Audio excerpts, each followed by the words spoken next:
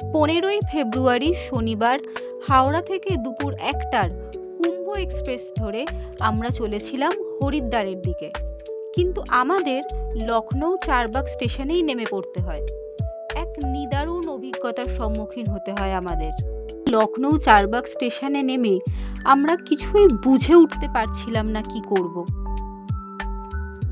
তারপর আশেপাশের মানুষজনকে জিজ্ঞেস করে জানতে পারলাম কাইজারবাগ বাস স্ট্যান্ড থেকে হরিদ্বার যাওয়ার বাস ছাড়ে।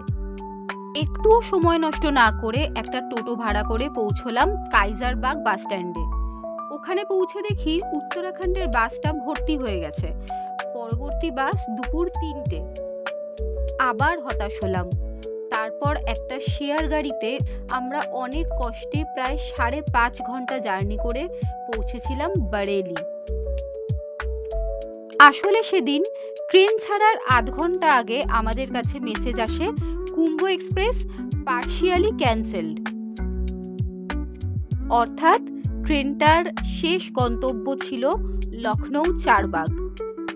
শেয়ার গাড়ি করে যাওয়ার সময় রাস্তায় জনতা ধাবায় একটু ব্রেকফাস্ট করার জন্য নেমেছিলাম। সেখানে 1 বাস্কেট নানা রকম পকোড়া নিয়েছিলাম আর 1 প্লেট আলু টিক্কি দিয়ে প্রাতরাশ সেরে আবার গাড়িতে উঠে বারেলির দিকে যাত্রা শুরু করেছিলাম। হঠাৎই ট্রেনটা পার্শিয়ালি ক্যান্সেল হওয়ার পর আমাদের কাছে ওই মুহূর্তে অন্য কোনো ট্রেনের অপশন ছিল না।